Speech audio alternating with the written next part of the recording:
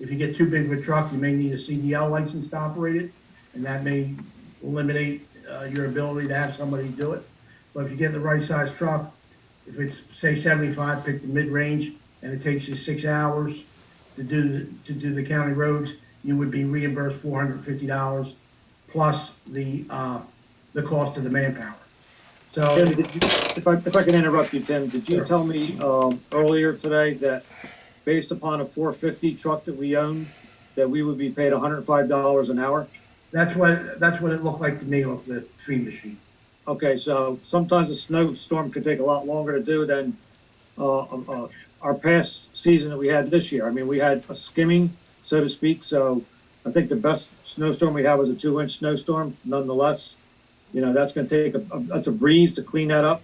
When you have a paralyzing snowstorm that we had back in 2009, 10, 11, and 12, we had some real serious snowstorms then, and the city was literally buried, and the county was nowhere to be found.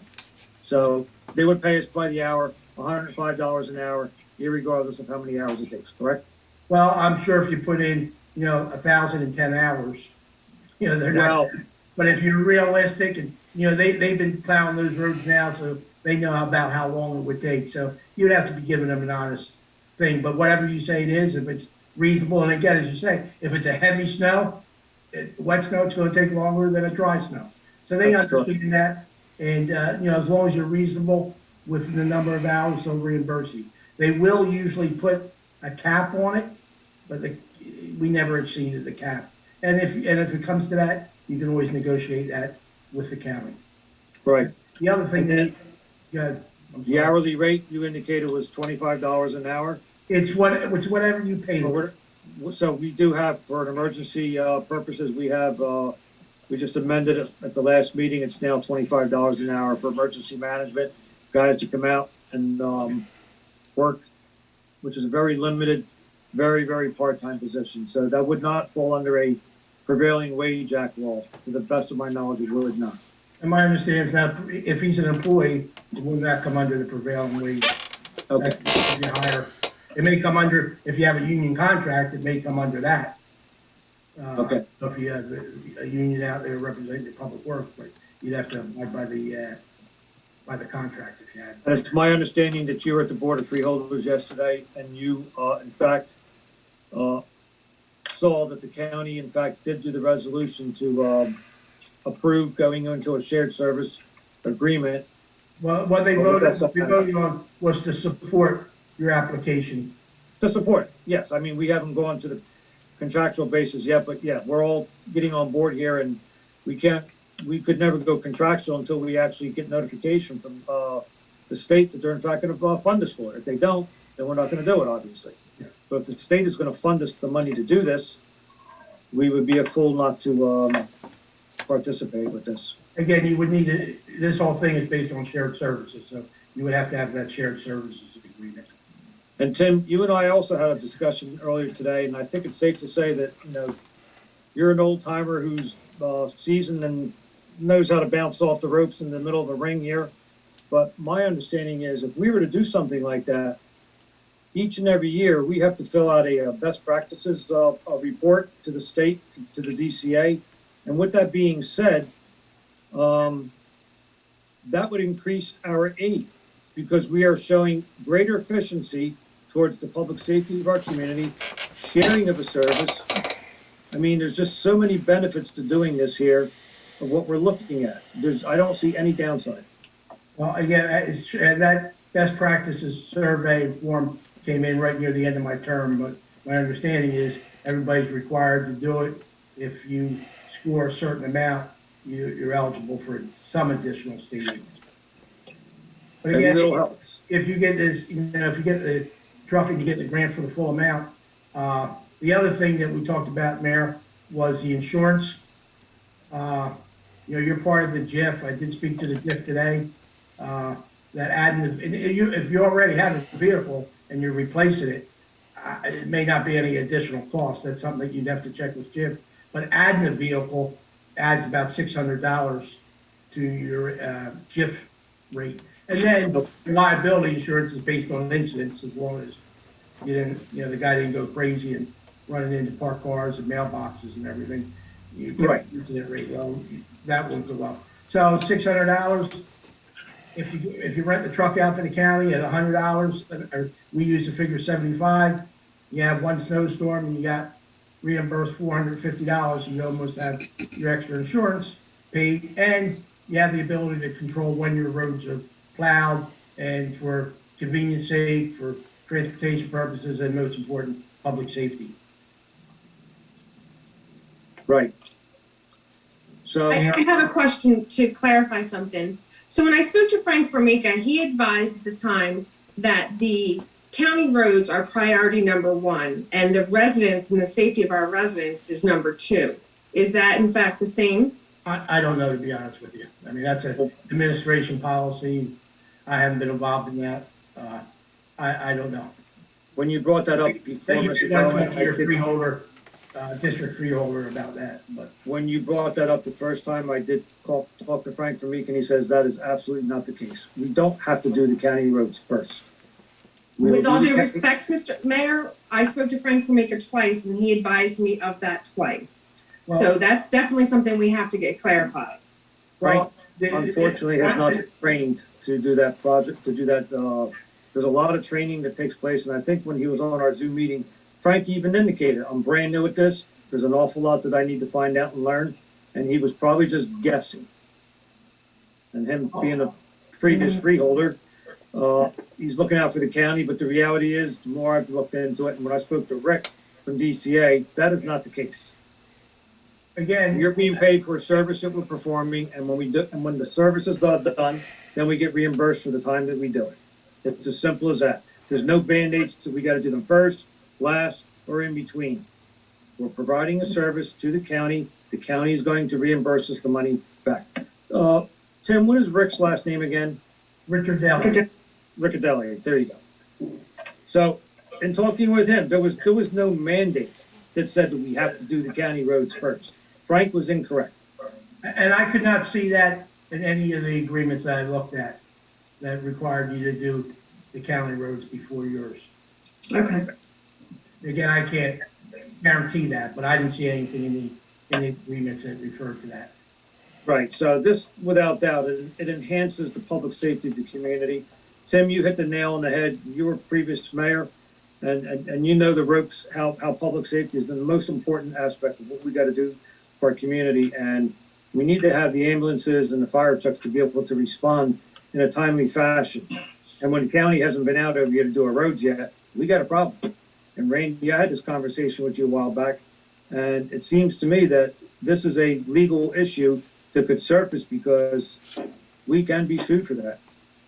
We could not provide the proper public safety for a community, whether the house burned down or somebody couldn't respond quickly enough to a heart attack. That poses as a liability to the city. I'm sorry, Mayor. What poses a liability is the plowing activity. That May I speak, poses a please? liability to us also, Randy. I mean, if one of our guys knocks down a resident's mailbox, we of course we gotta fix it. You know, that is the least of the liability. The greatest of the liabilities, if we're not able to respond, we got a serious issue on our hands. Taxpayers are paying for a service that they're not being able to get. You think May I about that, speak, please? please. Mr. Kreischer, Yes, how are you? how are you doing tonight? Well, thank you. You still got that Bricklin? No, I do not. I sold that many, many years ago. Just, I remember that as being Not often to, parked in not to front drag of. this out, but when it bit my mom, that's when I sold it. The doors didn't work right, and you had to open it up a little bit, reach around to hit the bottom, so the doors went up. She hit the wrong side, and the door came down on her arm. Okay. It was quite a subject of fascination for a lot of us back when it used to be regularly in front of a particular girl's house. So, I'm glad you said girl and not girls. so Ventnor had responsibility for 3.5 miles of county road. How many miles of municipal road did Ventnor have responsibility for? I really don't know that. We're only 2.2 square miles. Yeah, A and lot of streets, though. I'm sorry? A lot of streets. Yeah, again, I'm not sure how many miles of road that we had. The only reason we had 3.5 miles was it because it was in the agreement that I read today. But you don't know how many miles of street Ventnor had? No. My sense is that the 3.5 miles of county road was less than 10% of Ventnor's overall responsibility for plowing, which means that I'm asserting that all the side streets and parallel streets that Ventnor and Atlantic Avenue put together represent somewhere north of 30 miles of street and roads. Doesn't sound like a stretch to you, does it? No, well, Atlantic Avenue is 1.8, half of Ventnor Avenue 9 is 2.7, and then the side streets are maybe a half a mile and 4/10 of a mile times 24, 97. I would say, and then you got Ventnor Heights. So yeah, I'd say it's between 25 and 30, rough guess. Yeah, see, and I appreciate the analogy, but I think it's a little misunderstood in that for Ventnor, it was less than a 10% increase, and for Estell Manor, it represents, given that the 22 miles that run through Estell Manor will require 4 passes each time that they're serviced, beginning with brining before the snow comes down, and then plowing once the snow hits at least once, and We're not salting at the same responsible for time. brining. It's at least, Mayor, I'm speaking, please don't We're not interrupt responsible for you. brining, just so that you don't stay wrong on that. What about brining? We're not responsible to brine the roads. We Who's are gonna not brine the roads? responsible. No, we are not. Just simply plowing the roads, period. That's the end of it. And, No and you brining. can- And salting you can at also the intersections. You can also get, the side agreement includes salt, and they will pay you, for the amount of salt that you use. Okay. Thank you. All right, anything else? No? Thanks for coming So out. Tim, So stating- it's safe to say Thank you. that, Tim, it's safe to say that as we would be salting down the road, once it's all cleared off, the county without doubt is gonna pay us for all of the, salt, correct? Yeah, that's correct.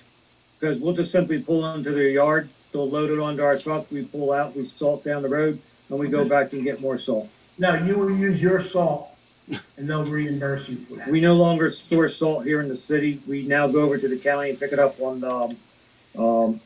Mays Landing Road there, also known as Bear's Head Road. All right, well, That then is salt you, then right you, there. and then you pay the county? Well, yes, we didn't really get to that level yet because we haven't had snow in the last couple of years, which then takes me to the next question. So, Wait a let's just minute, say I'm you not, have another may I couple- ask you, may I finish my question?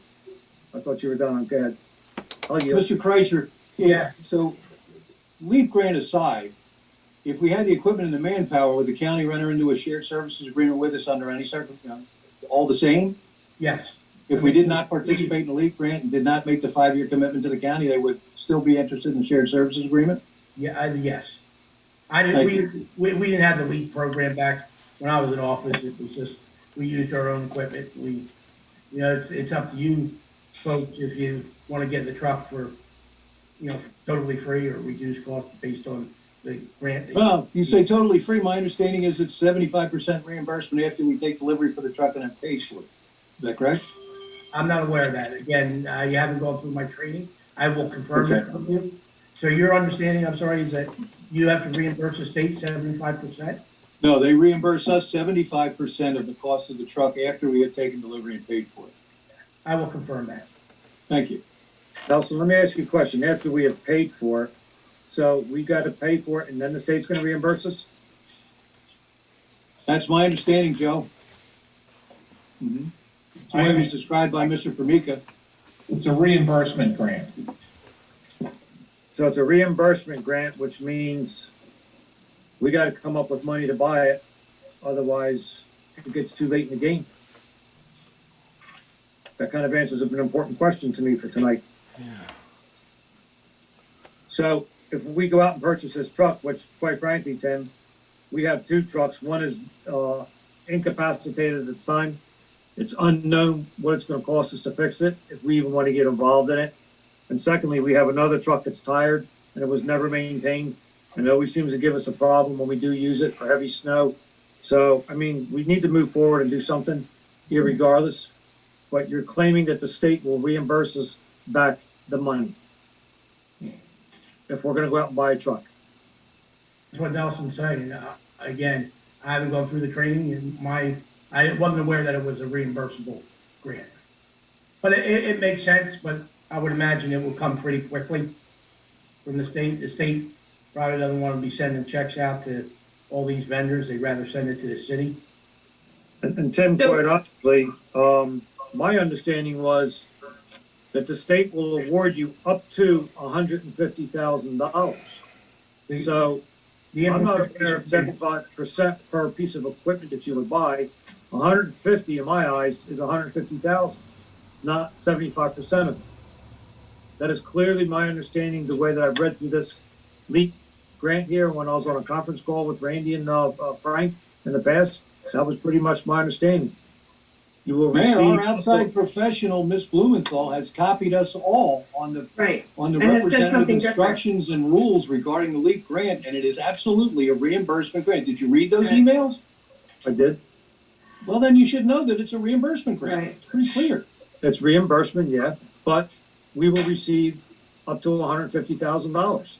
So if we get 2 trucks for $150,000, yeah, it's reimbursable. They're gonna pay us for it. But I'm not aware. Three-quarters of the cost. I'm not aware that they're only giving us, I didn't see that where they're only gonna give us 75%. Can I And even remind, still, you get, and even It's still, right you in get the 100, grant. can I even still, you remind, get a truck, okay, even still, if you get a truck for $100,000 and it's, state's gonna give us 75,000, geez, I'd rather pay 25 all day long than pay 100. Solicitor would like to speak. can I remind everyone that you have 2 public hearings tonight? We've got an hour and a half left. I will find out for you, Nelson and Mayor, those questions, is it reimbursable and how that works, and how timely that is, and is it 75% or the full amount? Again, I apologize for not having these answers, but I just came on board Monday and the mayor wanted me to share my experiences with the shared services agreement and some information about the shared services. Thank you, Mr. Kreitzer. Are you still in Ventnor? Still, never moved off the block, lived next door to where I grew up. Good for you. It's a great time to be there. Thank you.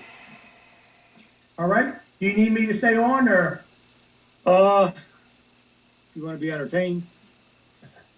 Other than that, you don't have to, hang on, Tim, but you're certainly welcome to stay on. It's up to you. I know you're a busy guy. You know, and anybody can give me a call anytime if you have any questions. Okay. And who should I get back to with these answers? You, Mayor, or?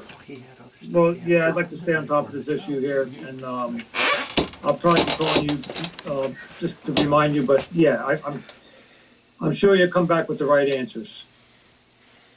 Mr. Kreitzer, will you please send your cell phone number to the city clerk?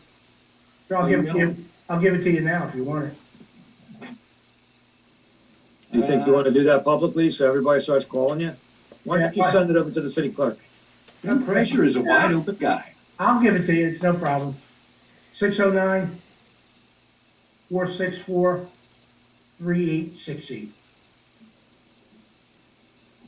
Thank you very much. All right, and my email at the county is Kreischer_Timothy@AC Link. I'm sure you have the county's email, just, it's my last name _ first name @aclink.com, or .org, I'm sorry. All right, you guys have a good night, good luck with your public hearings. Thank you for coming.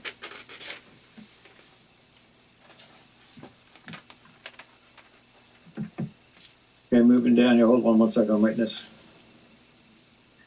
Okay, moving down, we have the introduction of the budget. Carol, are you with us? I am Carol? here. I'm Okay. here. How are you guys? Very good. We are going to introduce our budget tonight. I, in fact, made changes to it because quite frankly, that is my prerogative. The mayor is supposed to prepare the budget and present it to the council. So I have my changes that I did in fact make to it. And I guess one of the things that I want to find out, Carol, is are we bound tonight to have to really introduce it? Because we don't have enough information, if we even have that much, as to what we could do with that $169,000 of this American Recovery Act money that we are about to receive. So my my opinion is, from what I've heard about it, and speaking to the senator's office in Newark, that money is supposed to be applied towards any lost revenue. And clearly, as we know, we lost $61,000 of pilot funding, in October. We were scheduled to receive 191 and we got our traditional 124, 123, 900 and something. So with that being said, would we possibly be premature to introduce the budget tonight? Or we'll introduce it and then we just simply amend it once we find out with what we could do with that money?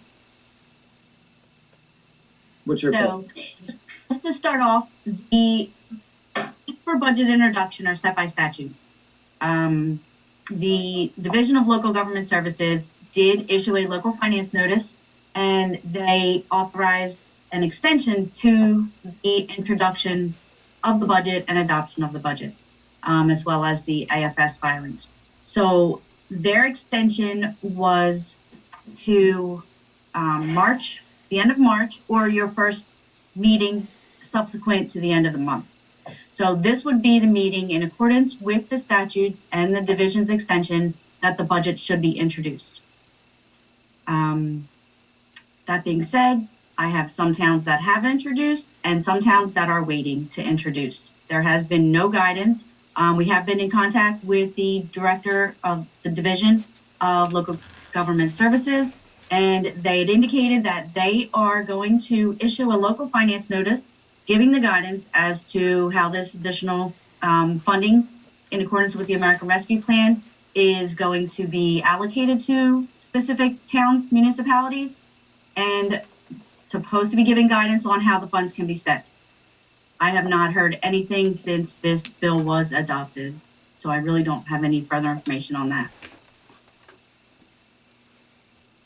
So with that being said, my estimation would be is that we could likely introduce tonight, and we'll just simply amend, because we don't have to adopt it the following month. I have seen, even like in Buena Vista Township, they didn't adopt the budget one year until September, because it was just so unknown about the state numbers, and everything was just all upside down, which I guess the question becomes, when isn't it in Trenton? But we could introduce, we could introduce, and then we'll just simply amend it once we find out with what we can do with that money. And we're gonna have to be creative, because my understanding also is if we don't use what the federal government gives us, then we gotta give it back. So it's imperative upon council that we're gonna try to utilize every bit of that money and then some. Right, yeah, I believe allocations were based on population, strictly, and there was no, as of right now, no specific guidance on how it is into your budget, how it is to be requirements for spending, requirements for reporting those expenditures. Everything is still out there up in the air. So Carol, could we actually in fact anticipate and take $61,000 of that money and apply it to this budget tonight?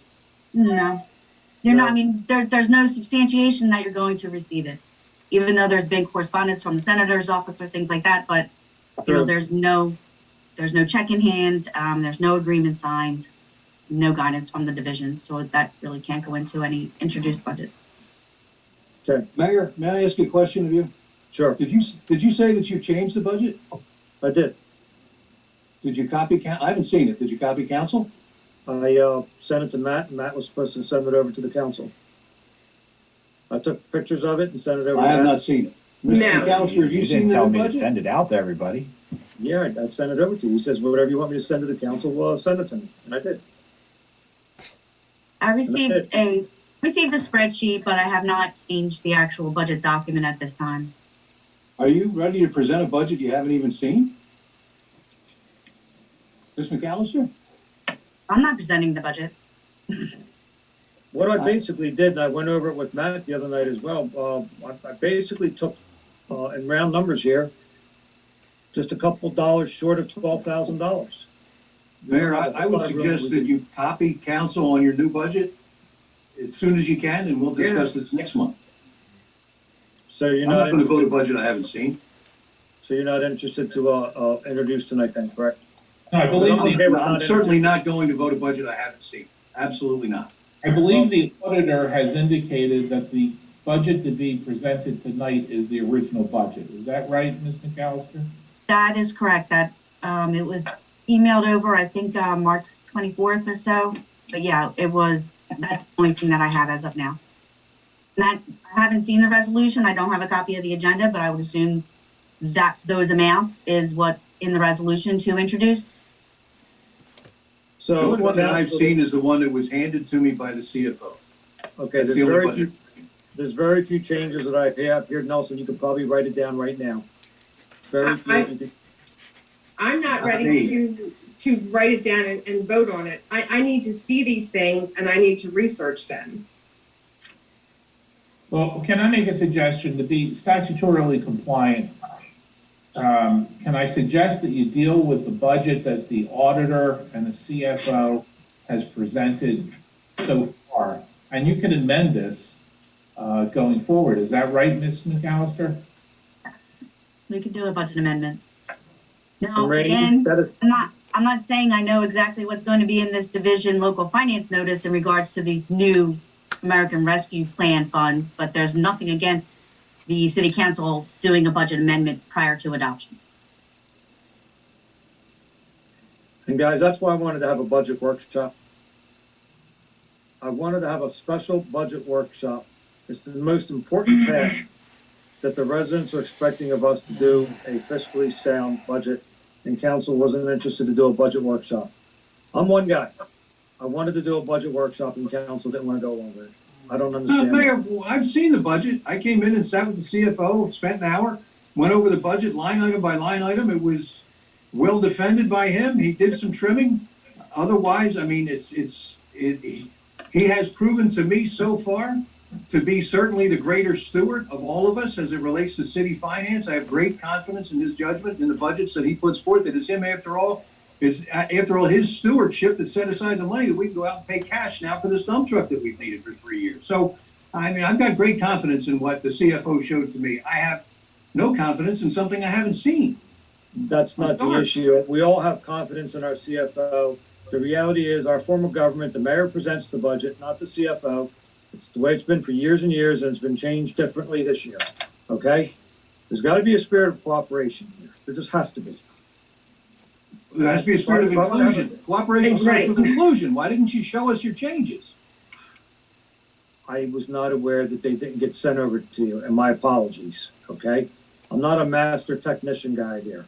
I sent it over to the one, and I assumed Matt was gonna send it over because I had some things that were added onto the agenda. And Matt, I could have swore that you said you were gonna send it over to council, which I don't know what happened. It's okay if you didn't do it, but just, Well, I didn't send it over to him. I thought we were gonna discuss it, and we did, and I think what we need to do now is vote on the budget that Judd sent out. but That's that's, the one everybody's not the seeing. way We it can goes. amend it later. but that's not the way that it's supposed to be. And that's why it was important to have a budget workshop meeting, guys. This is my baby right here to present the budget to you. And then you can either agree with it or you can make the amendments as you see fit. But it's my call to present the budget. And Randy, I'm sure if you looked up the statute under our form of government, that's the way that it works. I wanted to have a budget workshop meeting. I'm not gonna sit here and talk to 4 different members of the city council about the same thing. It would be far more expedient if we just simply did it with a 1-hour meeting and go home. But it's ultimately council's obligation to adopt the budget. That is correct, Randy, I know that, but the mayor prepares the budget and presents it to the council, and the council then will adopt what they see fit. They can make amendments. I'm not saying they can't, and I'm sure that they would. Well, I think what Mr. Olson just indicated was that, at least from his perspective, he's comfortable introducing the budget that was proposed through the meetings with the CFO. So the reality is we just spent more than 5 minutes, and it would have taken me a lot less than 5 minutes to show you the changes that I make, but I just don't want to be heard. It's $12,000 less for the budget, is what I have here on the books. And that also includes the salary for the planning board secretary, which that was absent from this budget. No, that wasn't me. It's not on this one here, Judd, sorry, but it's not, it says 0. Okay, but I resent this out to everyone, and it is in the $2,500. Okay. Nonetheless, it's a $12,000 difference is what I have here.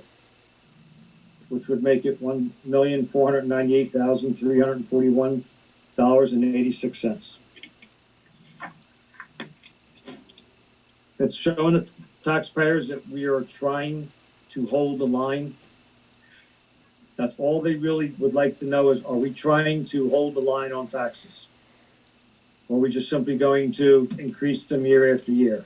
And quite frankly, there's even more areas that we could reduce this here, and I figured, well, if we're gonna be getting a truck, which I think that we're gonna have to, that's imperative, we need to have